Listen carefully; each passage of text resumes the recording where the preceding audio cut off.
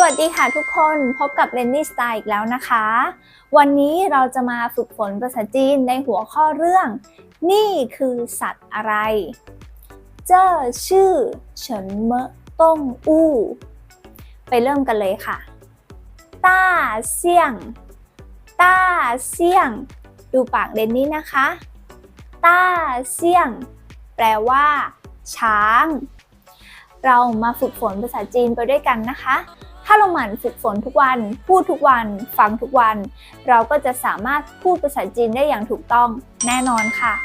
ฝากกดไลค์กดแชร์กด Subscribe เพื่อเป็นกำลังใจให้ด้วยนะคะไปแล้วนะคะใจเจี้ยน